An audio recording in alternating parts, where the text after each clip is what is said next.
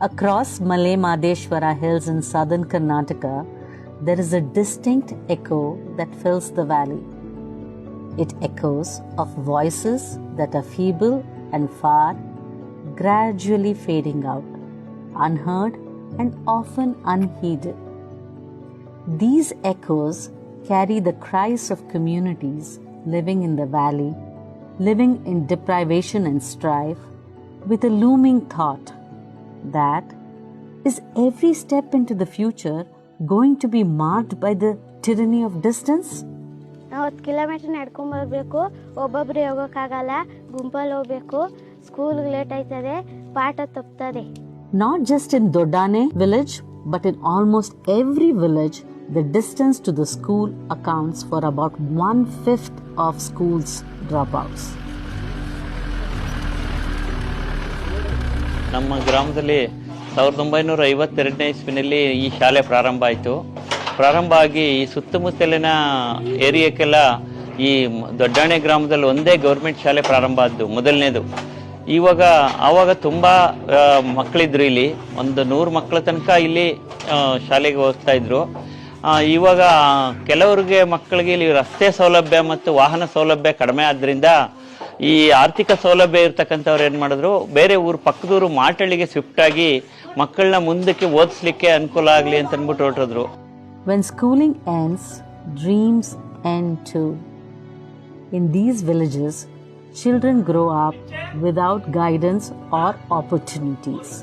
They stop not because they want to, but because the road ahead disappears.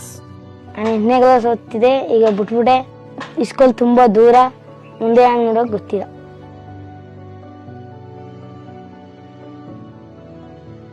ನಾನು SSLC ಓದಿದೆ, ಯಾರು ಮಾಹಿತಿ ಕೊಟ್ಟಿಲ್ಲ ಈ ರೀತಿ ಆಗುವಂತ, ನನಗೂ ಗೊತ್ತಿಲ್ಲ.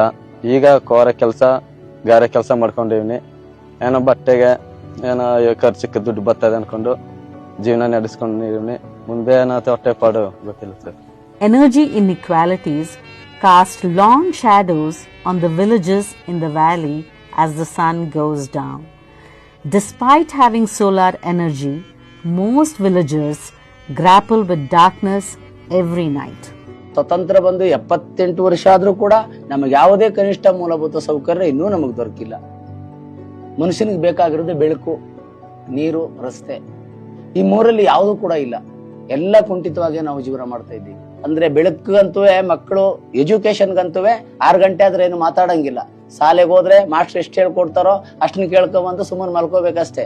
ಅವೇ ಮನೇಲಿ ಏನಾದ್ರು ಹೆಚ್ಚುವರಿ ಎಜುಕೇಶನ್ ಮಾಡ್ಬೇಕು, ನಾವು ಓದ್ಕೋಬೇಕು, ಬರ್ಕೋಬೇಕು ಅಂತಂದ್ರೆ ಆಗೋದೇ ಇಲ್ಲ. ಬೆಳಕೆ ಇಲ್ದಿದ್ಮೇಲೆ ಏನ್ ಮಾಡ್ಕೋದು ಸಾಧ್ಯ ಸರ್? ಇದೇ ಊರಲ್ಲಿ ಜೀವನ ಮಾಡ್ತಿರ್ಬೇಕಾದ್ರೆ ಆಗೆಲ್ಲ ಏನೋ ಅರಣ್ಯ ಸಂಪತ್ತಿ ಇತ್ತು, ಏನೋ ಸೌದೆ ತಂದು ಬೆಂಕಿ ಹಾಕೊಂಡು ಬೆಂಕಿ ಬೆಳಕಲ್ಲಿ ನಮ್ಮ ತಾತ ಮುತ್ತಾತರ ಜೀವನ ಮಾಡ್ತಾ ಇದ್ರು. ಆಮೇಲೆ ಸೊಸೈಟಿಲೇ ಸೀಮೆಣ್ಣೆ ಕೊಡ್ತಾ ಇದ್ರು. ಆಗ ಅದು ಸ್ವಲ್ಪ ಅನುಕೂಲವಾಗಿತ್ತು. ಈಗ ಸೀಮೆಣ್ಣೆನೂ ಕೊಡಲ್ಲ. ಈಗೇನೋ ಅನುಕೂಲವಾಗಿರೋರು ಏನೋ 10 ಕೊಬ್ಬರು, ಕೆಲವರು ಸೋಲಾರ್ ಬಳಸ್ತಾ ಇದ್ದಾರೆ. ಸುಮಾರು ಒಂದು 5,000 ರೂಪಾಯಿ ಖರ್ಚಾಗೋ ವಿಚಾರಕ್ಕ ಈಗ 16,000 ರೂಪಾಯಿ ಖರ್ಚು ಮಾಡ್ಬೇಕು. ಮುಂದೆ ಕಾಡಿಂದ ಸೌದೆ ತಂದು ಅಡುಗೆ ಮಾಡ್ತಿದ್ದ. ಇವಾಗ ಗ್ಯಾಸ್ ಕೊಟ್ಟರು, ಕಾಡಿಂದ ಸೌದೆ ತರುವುದಿಲ್ಲ. ತುಂಬಿಸಿ ಒತ್ತು ಬರ್ಬೇಕಾದ್ರೆ 500 ರೂಪಾಯಿ ಕೂಲಿ ಕೊಡ್ಬೇಕು. Despite having LPG connections, communities have to pay substantially more to transport the cylinder to their homes, discouraging them from using it. In the hills, reaching a well is nothing less than a feat, but not something women celebrate with tired and aching feet.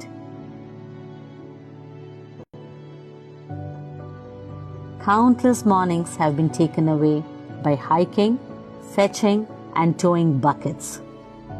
83% of households rely on open wells, bore wells, and ponds for their daily water needs.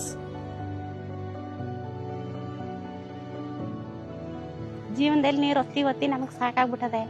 8 kilometre ದೂರದಿಂದ ನಡ್ಕೊಂಡು ಹೋಗ್ಬೇಕು. ನನಗೆ ನೀರು ಹೊತ್ಕೊಂಡು 1 ಗಂಟೆ time ಬೇಕು. ಒಂದು ಅಡುಗೆ ಮಾಡಿದ್ರೆ ಒಂದು ಎಣ್ಣೆ ನೀರ್ತಾ ಬೆಳಗ್ಗೆ ಟೈಮ್ 9 ಗಂಟೆ ಹೊರಬೇಕು. ನಾನು ನಮ್ಮ ಜೀವನದಲ್ಲಿ ಏನ್ ಸೌಲಭ್ಯವೂ ಬೇಡ, ನಮಗೆ ನೀರೊಂದು ಕೊಟ್ರೆ ಸಾಕು.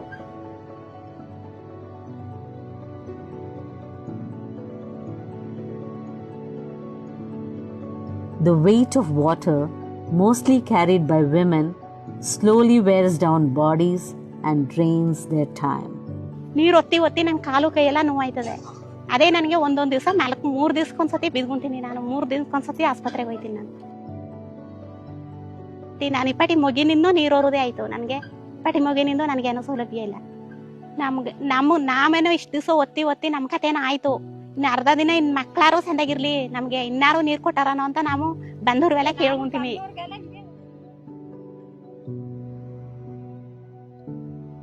Bathrooms have been built, but without water, they remain unused. ನಮಗೂ ಬಾತ್ರೂಮ್ ಕಟ್ಸ್ಕೊಟ್ಟಿದ್ದಾರೆ. ಬಾತ್ರೂಮ್ ಯೂಸ್ ಮಾಡಬೇಕಾದ್ರೆ ಒಂದು ಬಕೆಟ್ ನೀರು ಬೇಕು. ಒಂದು ಹೊರಗಡೆ ಹೋಗ್ಬೇಕಾದ್ರೆ ಒಂದು ಚಂಬು ನೀರಾದ್ರೆ ಸಾಕು. ನಾವೊಂದು ಕಿಲೋಮೀಟರ್ ಹೋಗಿ ನೀರು ತಕೊಂಡ್ ಬರ್ತೀವಿ. ಕುಡಿಯೋಕೆ ನೀರಿಲ್ಲ.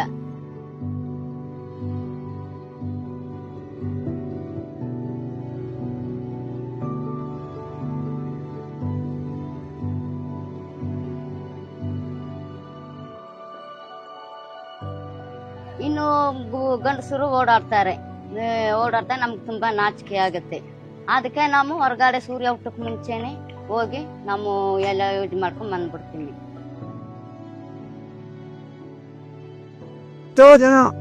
ಎಷ್ಟೋ ದಿವಸದಿಂದ ಹೊತ್ತಿದ್ದೀನಿ ಸಹ. ಇದು ಮುತ್ತಿದಾರಿ ಹಾಸ್ಪಿಟಲ್ ಸೇರಿ ಮುಂಚಿಗೆ ಎರ್ಗೂ ಆಗಿದೆ, ಒಬ್ಬ ಸಾವು ಆಗಿದೆ. The tyranny of distance strikes even before the journey starts. Pregnant women must walk 10 kilometers first, travel another 70 kilometers by bus to get antenatal checkups done. 8 ತುಂಬಿ 9ಕ್ಕೆ ಡೆಲಿವರಿ ಹೊಟ್ಟೆ ನೋವು ಹಿಡಿತು. ಹೊಟ್ಟೆ ನೋವು ಹಿಡಿದ ತಕ್ಷಣ ನಡ್ಕೊಂಡು 10 ಜನ ಕರ್ಕೊಂಡು ಹೋಗಿದ. ಎಡದಾರಿಲೇ ಹೆರಿಗೆ ಆಗೈತು. ಆಮೇಲೆ ಕತ್ತಾಲ್ ಕರ್ಕೊಂಡು ತಿರ್ಗೆ ಮಾಟಲಿಗೆ ಎತ್ನಾಗಿ ಗೌರ್ಮೆಂಟ್ ಆಸ್ಪತ್ರೆಗೆ ಬಿಟ್ರು. ಆಮೇಲೆ ತಿರ್ಗಿ 2ನೇ ಮಗಿಗೆ ತೊಂದರೆ ಆಗೈತದೆ ಸೇನೆ ಅಂದ್ಬಿಟ್ಟು ಮುಂಚಾಗಿ ಹೋಗಿ ಬಾಡಿಗೆ ರೂಮ್ ಇಸಿ 2 ತಿಂಗಳು ಇದ್ದ. ಅಲ್ಲೇ ನಡೆದು ಹೋಗಿ ಬರೋ ಕಾಣರ್ತು. 12 ಕಿಲೋಮೀಟ್ರ್ ಅದೇ. ನಮ್ಮೂರ್ಲಿ ಆಸ್ಪತ್ರೆ ಇದ್ದಿದ್ರೆ ಇಲ್ಲೇ ತೋರ್ಸ್ಕೊಂಡು ಇಲ್ಲೇ ಇರುವ. ಈಗ ಕಷ್ಟ ಸೇನೆ ನಮ್ಮೂರ್ಲಿ ಹೆರಿಗೆ ಬಸ್ರಿಗೆ.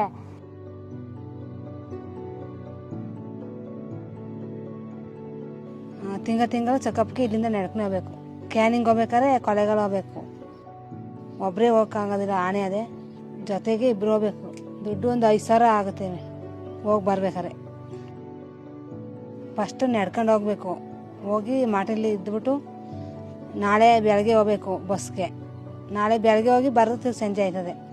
Known to feed the nation, farmers in the valley often face the irony of not being able to feed their own families, struggling with the uncertainties. ನಾವು ಮಹದೇಶ್ವರರು ಯಾವಾಗ ಬಂದರೂ ಅದು ನಮಗೆ ಗೊತ್ತಿಲ್ಲ. ಆಗನಿಂದ ನಾವು ಇಲ್ಲಿರೋದು. ನಾವೇನೋ ಬೆಳೆ ಎತ್ತೀವಿ, ಮನೆಗೆ ಹಾಕ್ತೀವಿ, ಉಳಿದ ಮಾರಾಟ ಮಾಡ್ತೀವಿ. ನಮಗೆ ಹಂದಿ ಕಾಟ ಜಾಸ್ತಿ, ಕಡವೆ ಕಾಟ ಜಾಸ್ತಿ. 3 ತಿಂಗಳಿಂದ ನಿದ್ದಿಗೆಟ್ಟಿ ಅದು ಹಂದಿ ಕಾದು ನಾವು ಆದರೂ ಮಾಡಿದಾಗ ಅರ್ಧ ಭಾಗ ತಿನ್ಕೊಂತದೆ. ಒಂದು 3 ಏಕರ್ಲಿ ನಾವು ಬೆಳೆಯೋದು ಈ ವರ್ಷ ಎಲ್ಲ ಅಳದೋಯ್ತು. 10 ಮೂಟೆ ರಾಗಿ ಆಯಿತು.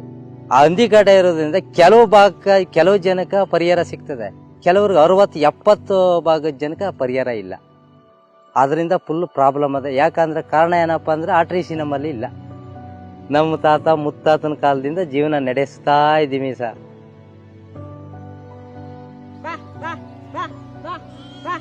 ಒಂದು 20 ಆಡವೆ ನಾವು. ಅದರಲ್ಲೇ ಜೀವನ. ನಮ್ಗೆ ಹೊಲ ಇಲ್ಲ, ಜಮೀನಿಲ್ಲ. ಅದರೇ ಒಂದು 20 ಕನ್ನಡ ಆಡು ಹೊಡ್ಕೊಂಡು ಹೋಗ್ತೀವಿ. ಕಾಡ್ಲಿ ಚಿರ್ಚೆ ಅದು ಭಯ ಜಾಸ್ತಿ. ಚಳಿಗಾಲ ಬಂದರೆ ಎಲ್ಲ ಸಾಯ್ತವೆ. ಏನು ಮಾಡಬೇಕು ಅಂತ ನಮ್ಗೆ ಗೊತ್ತಾಗ್ನಾರ್ತವೆ. These are not just isolated stories, but pieces of a bigger truth that shows up when a village is not visible on the development map due to its remoteness. Being far away, everything becomes further, be it education, healthcare, water, and even one's dignity. But it's possible to build resilient communities by building the human and social capital of the people, leading to community-owned and community-led development.